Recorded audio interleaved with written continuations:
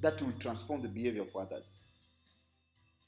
Number 6, we said about effective communication mindset. Ability to communicate your points effectively. Number 7 is risk taker. But we said calculated risk taker. And last one we said a leader is a problem solver, not a problem maker. If you're a problem maker, you're a follower, you're not yet a leader. A leader is a problem solver. And we said those 8 things, you may have listed maybe 10,000, but those 8 things, they what are making up what a person is called a leader. Today, we have got a new president. What will see him as a leader is ability to see the outcome of those 8 qualities in her. If we see they are there, we know for sure this is a leader, and will have an impactful outcome at the end of our presidency. So naturally, all those 8 things can be learned, and therefore we need training to master those skills. And what is missing most of people, and that has been a problem to our life, is people don't want to change. But today I argue, please change and adopt approach to make a difference to your life. Therefore, you need open mind. I need your patience. And please make sure that you complete our training series until you become a master on your own and make influence to the public space. That makes an end on an introductory part. Now we have some 2 minutes break, and we'll continue on the qualities of a very successful leader. Qualities of a very successful leader.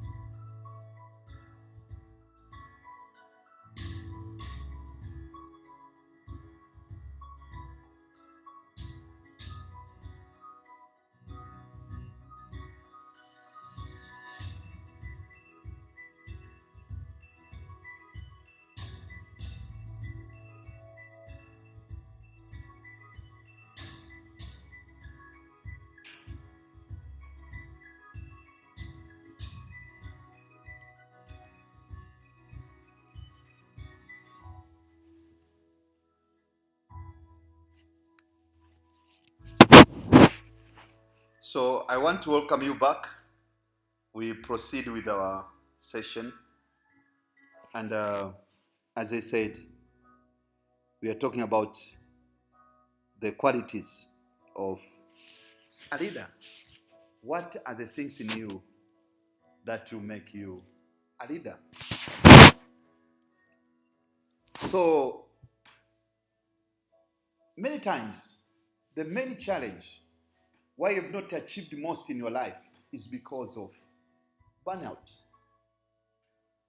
I remember, I'm a pastor also, being a facilitator on leadership program. What is the most point that, can I quit this job? Sometimes you pray for people and they're not healed. Sometimes you look for money, you look for transformation, it's not happening. And therefore, many have given up their calling. You start up a business and you find that a business does not make sense. The first time you get a big loss, a major loss on your business, and you give up. You attempt a second time, things are not moving, and therefore you give up. So burnout, you need to manage it. I'll explain to you later. Number two is, most of people, they fail to become a leader to become leaders because, which is also a challenge to me and you, is a failure to complete the work. I met a lot of people, they've started business, but they can't supervise the business. So the business ended up in corruption. It dies. I've seen some people starting education. I remember when I was taking my degree in theology, my second degree in theology, we started with a lot of people. And when you sit with them, they could tell you, oh, I want to be top. Even like this course we are talking today. Already some people leave the course. But that's not a problem. So something's missing on the quality. Quality means something to be able to achieve the best of who you can be. So quitting. But also some people abscond. You may have followers. I may have started a very good program on training leaders. But you may find that as a person who is training, a person who is trainer, I don't know how many will remain. Some will abscond. Gives up. You feel to give up. You feel to stop the program. But I'm telling you, I'm not of that type. I'll keep on training people. I'll keep on facilitating until I find the result. A separation between me and my mission is death. And they'll never die, Ellen. We'll be together. So what are the qualities to have to make a difference? But also we've got the additional qualities. Now, number one, be able to have a desire to become a leader. There are people who don't want to lead, to lead. They want to be followers forever. They can't lead anything. They become medical doctors, but they are not able to put themselves into, to dig through their career, their studies, whatever they represent, and be able to become stars. They give up early. They don't feel to continue. They live like because they're living. So for them, they live because they're living. It's not they live because of any purpose in this world. Now, this number one, you need to have a desire to lead. If you are selling oranges as your startup business for your big vision of making a green store, you need to have a desire to make up a green store. Selling oranges is just a starting point, but your vision and your mission is leading you to somewhere where there is a better view of the best you could be in that particular field or in that particular area. Number two, baseline. I'm talking about the baseline qualities. Number two is a commitment to your vision of business. When I employ someone in my company to articulate what is my company future, what am I seeing some 10 years to come, always, and share with them the vision. So when I ask them question after some times, I can know for sure this person is still on board with me or he has got others. Please, you cannot work in an organization which you don't have shared vision with that. And if you are working in a company whereby you don't share the vision of that company, better quit. Life is more than that company. Quitting is not the end of the world. Provided you're a visionary person, you can achieve anywhere you go. So you must have commitment. That is, you must have commitment, mission, and vision of the business, of the organization, of the church you are worshiping, or career you want to go about. And number three, I'm talking about baseline qualities. Number three is integrity. that is doing what you say will do, and you behaving in the way that you expect your team to behave. I'll give an example of a pastor who is talking about people should not commit adultery, and himself is wooing members. I'm talking about a doctor who is talking about cigarette is bad, and himself is smoking cigarette. I'm talking about cigarette is bad. I'm talking about a coach who say that you need to have a body of certain size, and himself has got or is obese. So integrity is to live what you speak, to say what you believe to be correct, and to live by it. You need to expose the behaviors you expect from your members. So I said we've got baseline qualities. Number one is desire to lead. Number two is unquestionable commitment to your vision and mission, or mission of the organization, church, or business you're doing. And number three is integrity. Therefore, we can sum up now the qualities now of the leader. To become an effective leader, what are the qualities? Now, after having the foundational qualities, of which we said about the desire to lead, commitment to mission of the organization or entity, and integrity, now what are the other building up? We call building block. Number one, as I said about an example, we said about the qualities of a leader, is communication. You must be able to communicate the vision you have. Remember the anthem of the Martin Luther King, I Have a Dream. It was a top, highly effective communication to members. He said, I'll be there, but I see my generation living white and black together. I see a land. He said, I see a land. I see far away. I see another America coming. And that motivated members to believe the same way. And today, we see the results. The few years Dr. Luther King lived, but the impact he has left is unquestionable. So communication. Ability to communication your mission, your vision, and the ability to emulate your mission to your members is critical.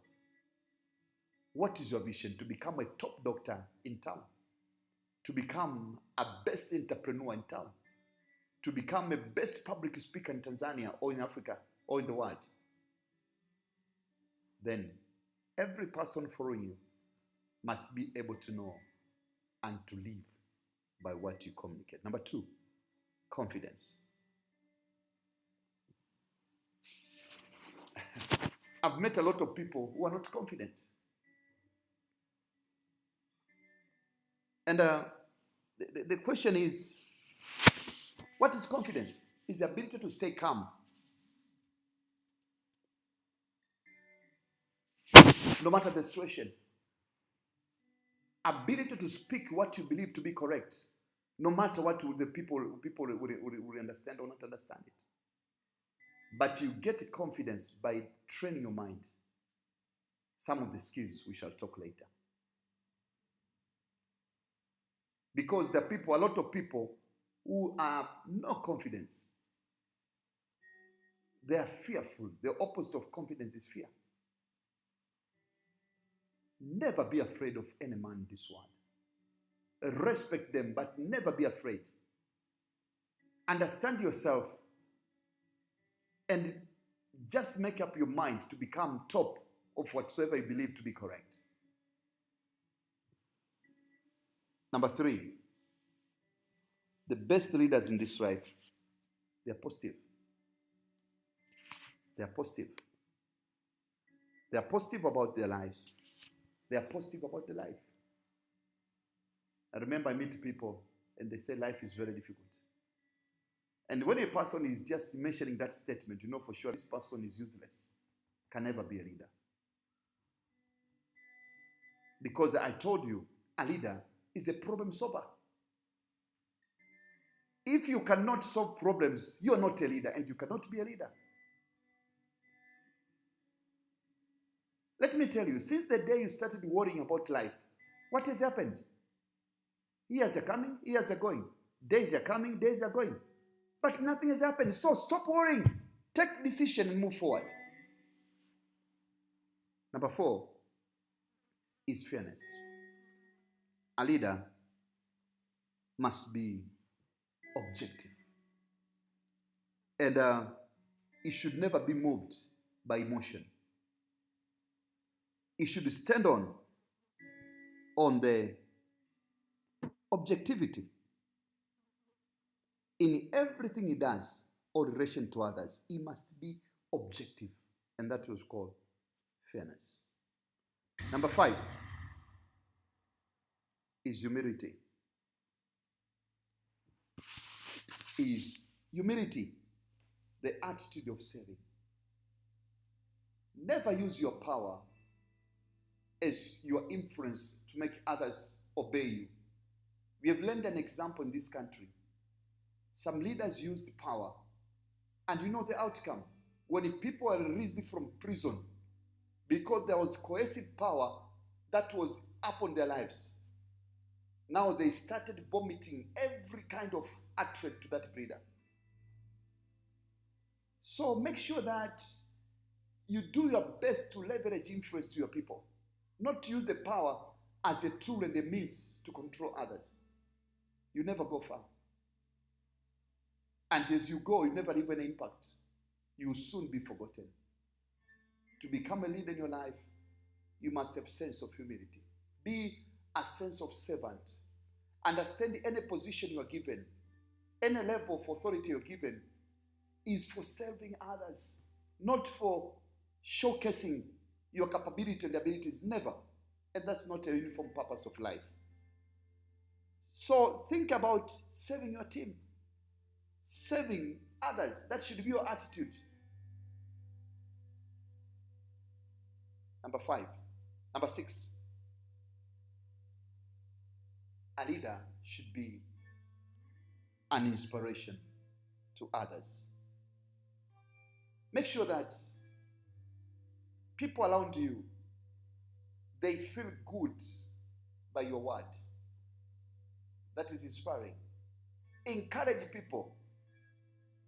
Don't look on the evil side of people, but look on any positive thing in the people and help them to grow in that.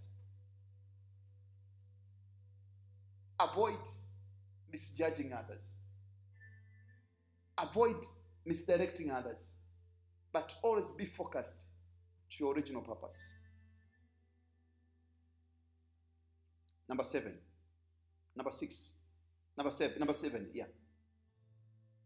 is commitment. Is commitment.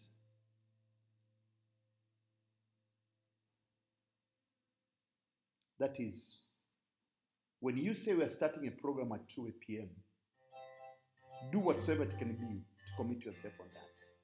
When you say you want to marry someone or to be married by someone, commit yourself to that cause. Never wave around. When you start a business or a career or a particular education or program, make sure that you stick to it to the end. Never be a person of wavering mind. And lastly is becoming honest and transparent. That is, people should see who you are to be who you are. Never misrepresent yourself as a leader. So we said about qualities of a leader. As a recapping point, we said about the foundational qualities, of which we said about some 3 foundational qualities of a leader. Number 1, we say you must have desire to lead in your field, in your business, in your career. Number 2 is commitment to the vision of the organization or to your own vision or to the church or career.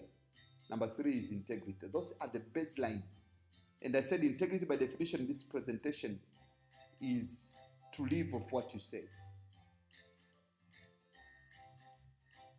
Now, from the 3 baseline foundational qualities, we deduce some 8 to 10 major qualities of effective leader. Number 1, we said confidence. And that is staying calm in your cause, no matter what. Avoid the spirit of fear. Never fear any human being, but respect them.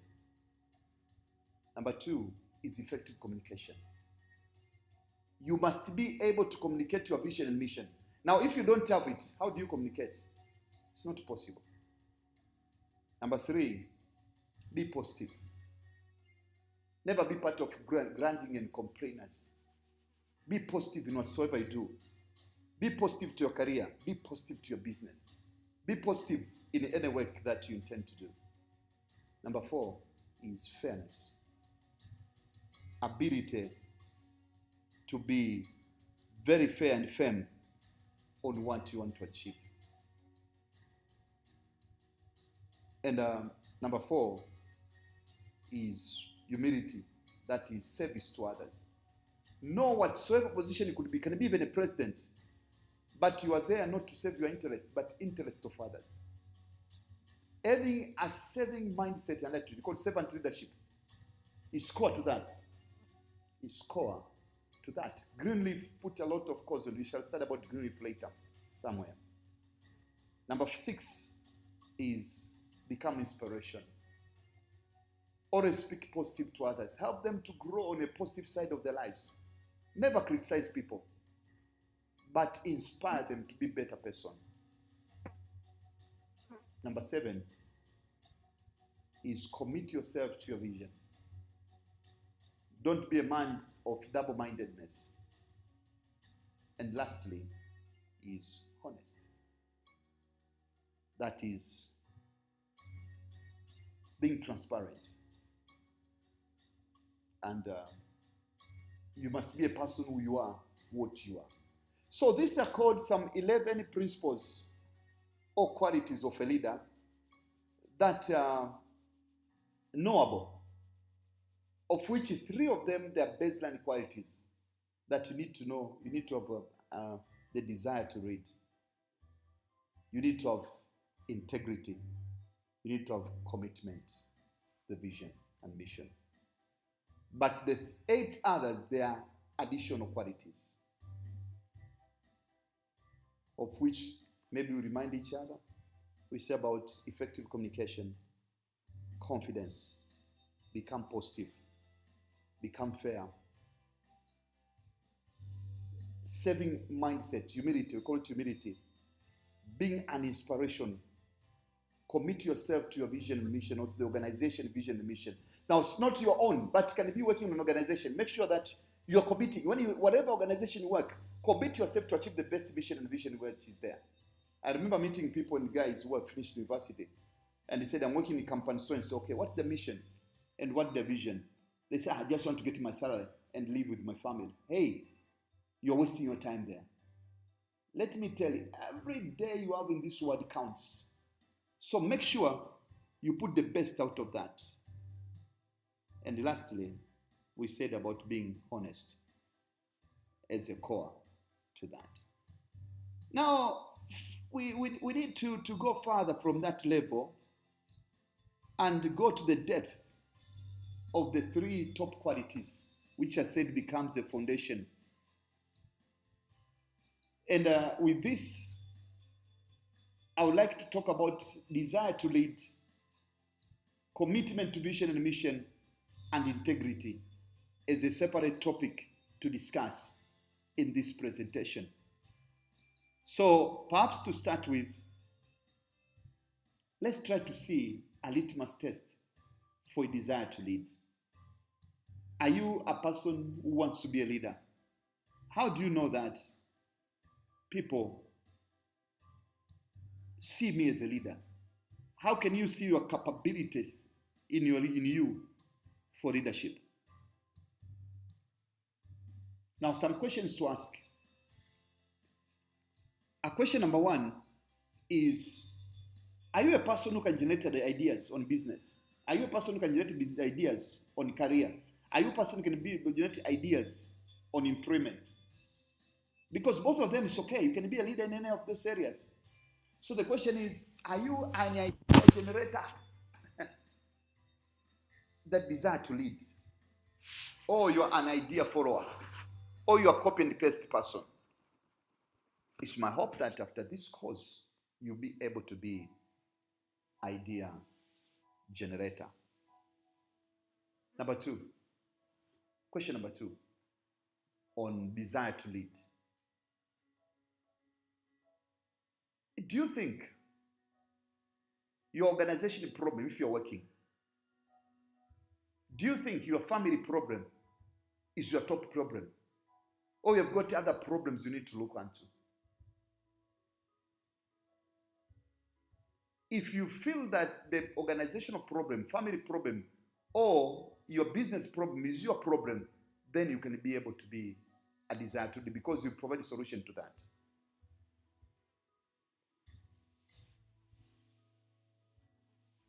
Number three, are you able to stick to what you believe to be correct, even if others disagree with you? Are you able to stick to what you believe to be correct, even if other people agree with you, disagree with you? Commitment to vision, commitment to mission is critical.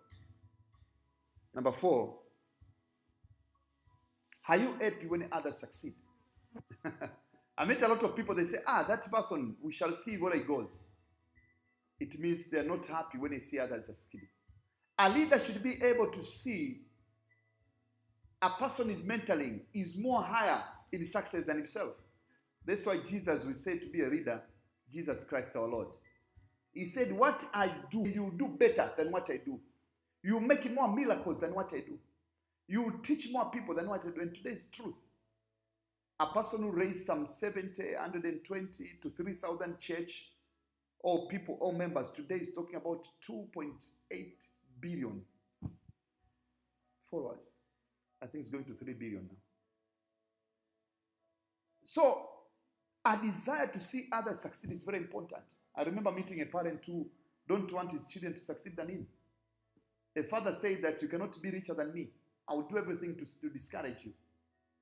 You cannot have a marriage better than me. You cannot have a position in organization better than me. And that's never become a leader. A leader should be able to see the team is grooming, is able to occupy even the most immutable position in the organization or in the country. That's leadership. Mind you, leadership is not about position. It's about ability to influence your team to achieve the best of who they can be. Question number six, sorry. Are you happy to solve problem when people have conflict?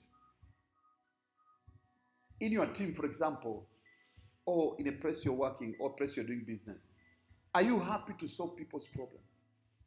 Do people consult you when they have got a problem? That's showcasing you've got the desire to lead. Number seven. Do you like to be a mentor of someone? Do you like to be a coach of someone? If that desire is in your heart, then you can become a better leader. Number 8. Are you happy when others take your ideas without giving credit to you? That's most difficult.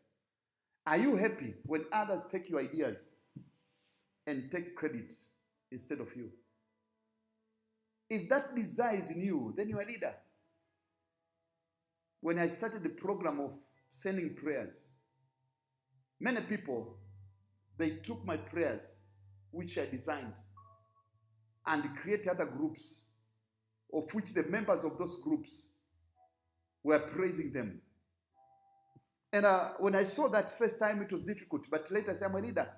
So I didn't put even my trademark on whatsoever.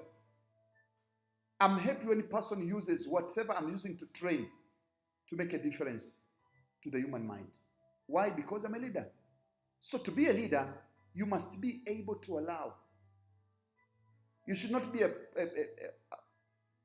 praise seeker. But there's a question on that. We'll talk when we talk about African leadership perspective. There is a topic on African leadership perspective. So we shall underscore that. Number 10.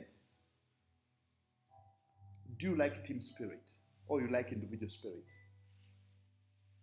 I remember I was working in a certain organization and we were given a certain task. Unfortunately, all members who were selected to be a leader, they are beaten. So I had to take all the burden to prepare up what we are supposed to do. When I went back to the president, I said, this work has been done by these people. I showed them the praise and not myself. Why? Because the leader is want to facilitate strong spirit, team spirit, not individual spirit. If you're a promoter of self, you never go anywhere. You never become a leader. You fail to that test. Number 10.